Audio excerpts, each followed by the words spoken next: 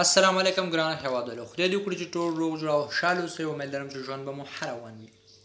نن زموږ درس دی د پوواغ په باره کې. موږ څنګه کولی شو چې پوواغ کلمه یا د توانمندۍ کلمه موږ په حال جاري، تیره او راتلونکي حالاتو کې استعمال کوو. په هر یو حالت کې تاسو ته نن تشریح کوم. یوازې او یوازې پوواغ ورب موږ په درې حالاتو کې څنګه کولی شو چې استعمال کړو، لکه présent کې، passé composé کې، futur proche کې او futur simple کې. د څلورو حالاتو کې موږ څنګه کولی شو چې پوواغ کلمه استعمال کړو. زه اوس تاسو ته تشریح کوم. راځئ چې درس شروع کړو. je peux زه کولی شم. دا چې دی د فعل حال جاري حالت کې دی. دا زه تو هغه ټولو لپاره په حال جاري کې استعمالوي. لومړی چې دی دا په حال جاري کې دی، یعنی présent کې دی. je peux زه کولی شم. tu peux تو کولی شي. il peut هغه کولی شي نارینه لپاره، خو یو کس لپاره. هغه که یو نارینه وي یو کس وي، صحیح شو. هغې لپاره il peut. elle peut هغه کولی شي ښځې لپاره چې یو کس وي، یو ښځه ده، هغه لپاره هغه ښځه کولی شي. elle peut، صحیح شو. on peut مونږ کولی شو. دا هم مفرد فرم دی.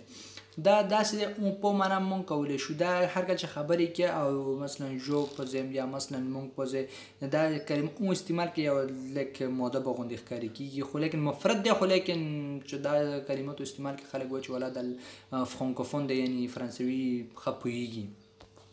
on peut مونږ کولی شو، صحیح شو. nous pouvons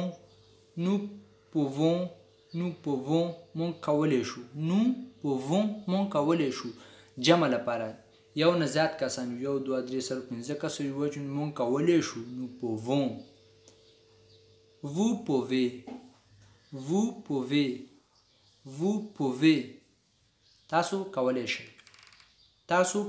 دا هم جمع حالت دی. تاسو. tu peux تو کولی شئ. vous pouvez تاسو کولی شئ.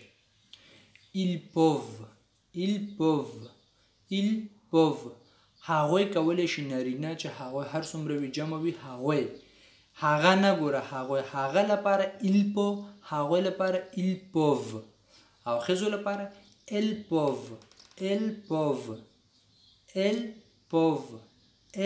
peuvent. هغوی کولی شي. هغوی چې ډیر وي جمع وي کنه، یو کس نه وي بلکې یو نه زیات وي، او ښځو وي، ښځو لپاره استعمالیږي il، نارینه لپاره il، ښځو لپاره ال.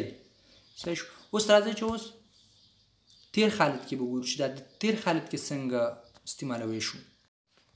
اوس په تیر حالت کې استعمالوي. je peux. دا پو کلمه چې دی د پوواغ سیکنډ فارم یا دویم حالت دی. تیر حالت لپاره، پرون لپاره، تیر کې چې هر څه شوی هغې لپاره د پوواغ په ځای پو avoir پو کلمه استعمالوي. je peux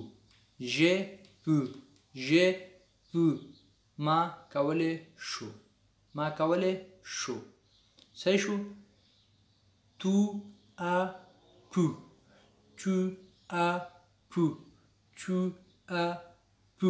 تا کولی شو. تیر حالت کې دی. il a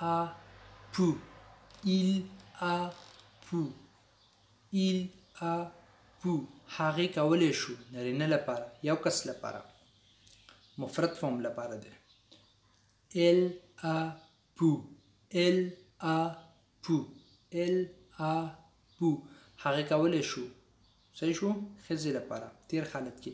یو کس دی اوس نشته. تیر حالت کې یو کس کار کولی شو، هغې وکړو یا ونه کړو، ته هغې ته وایې چې مثلا تا کولی شو. صحیح شو. یا مثلا هغې کولی شو. elle a pu هغې ښځې کولی شو، یو کس لپاره. on a pu مونږ کولی شو، مفرد لپاره. nous avons pu مونږ کولی شو.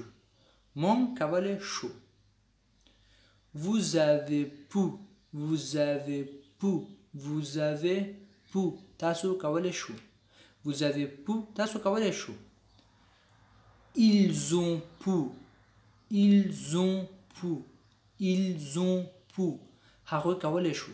نارینه لپاره خو جمع حالت دی، جمع فرم دی. هغوی ګوره هغوی جمع دی. Elles ont pu. Elles ont pu. Elles ont pu. هغوی کولی شو ښځو لپاره. هغوی کولی شو ښځو لپاره. اوس راځو راتلونکي حالت لپاره چې مونږ څنګه کولی شو چې همدغه پوواخ کلمه په راتلونکي زمانه کې خو له فتوح پخوش کې یعنی نږدې راتلونکي زمانه کې مونږ څنګه استعمال کو. نږدې راتلونکي زمانه یا فتوح پخوش کې مونږ څنګه کولی شو چې دا استعمال کو.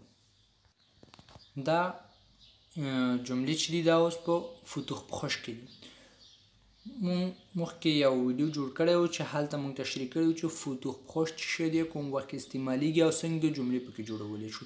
هر یو فعل لپاره مونږ ویلی چې لومړی به سبجیکټ یعنې ضمیر اخلو، ورپسې د الې کلمه په خارجاري کې اخلو او ورپسې به د هماغه انفینیټي فعل هر څه چې وي هماغه اخلو. اوس دلته یو ځل بیا وګورو. Je vais pouvoir. Je vais pouvoir. Je ضمیر شو، و د الې کلمه حاله جاري اندین شو یا کنجوګیزون شو او pouvoir خپل انفینیټیو ورب شو. Je vais pouvoir زه به کولی شم. Je vais pouvoir زه به کولی شم. Tu vas pouvoir تو به کولی شي. Tu vas pouvoir تو به کولی شي. Tu vas pouvoir تو به کولی شي. خو لیکن د هغه وخت استعمالیږي چې یو عمل خارجاري نه اوس نه یو نږدې وخت لپاره نږدې وخت کې ترسره کیږي. یو عمل په نږدې وخت کې ترسره کیږي. Il va pouvoir هغه به کولی شي.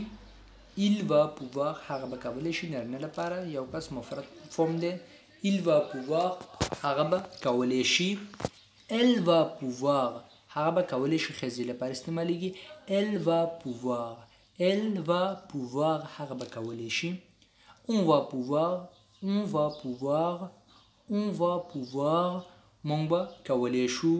Nous allons pouvoir. Nous allons pouvoir مونږ به کولی شو. Nous allons pouvoir. Nous allons pouvoir مونږ به کولی شو. جمع فرم دی یعنی جمع شکل دی یعنی مونږ به کولی شو. Vous allez pouvoir. Vous allez pouvoir. Vous allez pouvoir تاسو به کولی شئ. Ils vont pouvoir. Ils vont pouvoir. Ils vont pouvoir هغوی به کولی شي. نارینه لپاره جمع فرمیله هغوی. Elles vont pouvoir. Elles vont pouvoir هغوی به کولی شي. ښځو لپاره جمع شکل دی. Elles vont pouvoir هغوی به کولی شي. اوس هغه شکل لولو چې کوم فتوح سامپل ورته وایي. د پوواخ هغه دغه شکل لولو کوم چې ورته فتوح سامپل وایي. فتوح سامپل او فتوح پخوش کې فرق دی. د دواړو که دا کلمه استعمال کی او که هغه کلمه استعمال کی معنا یو دی. که جمله په فتوح سامپل کې واخلي یا فتوح پخوش کې واخلي معنا یو دی. فرق دلته دی چې فتوح پخوش هغه وخت استعمالی چې هغه کار حاله جاري ته په نږدې وخت کې ترسره کیږي او فتوح سامپل په هغه وخت کې استعمالی کوم وخت کې چې جمله په راتلونکي کې که هغه کار په راتلونکي زمانه کې ترسره کیږي خو لیکن وخت لرې دی معلوم نه دی چې کله دی. دا چې دی اوس له فتوح سامپل دی یعنی فتوح سامپل فرم دی. څه شو اوس راځئ چې ولولو. Je pourrais. Je pourrais زه به کولی شم. Je pourrais زه به کولی شم. په دې باندې هم ما یو ویډیو جوړ کړی دی او تاسو کولی شئ په ډسکرپشن کې او یا چینل ته لاړ شئ هلته کولی شئ چې ووینئ. په تشریح سره مې دا تشریح کړی دی چې فتوح سامپل څه دی او فتوح پخوش څه دی. دلته یوازې د پوواغ ورب په باره کې خبرې کوو. Je pourrais زه به کولی شم. Tu pourras. Tu pourras. Tu pourras تو به کولی شي. Il pourra. Il pourra هغه به کولی شي نارینه لپاره مفرد فورم لپاره یعنی مفرد یعنی یو کس لپاره. Elle pourra. Elle pourra. ال پوغا هغه به کولی شي ښځې لپاره چې یو کس لپاره یعنې یوه ښځه وي ال پوغا هغه به کولی شي اون پوغا مونږ به کولی شو مفرد لپاره nous pourrons مونږ به کولی شو جمع لپاره vous pourrez تاسو به کولی شئ ils pourront هغوی به کولی شي نارینه لپاره استعمالیږي دا هم یو جمع جوړښت دی جمع شکلی دی elles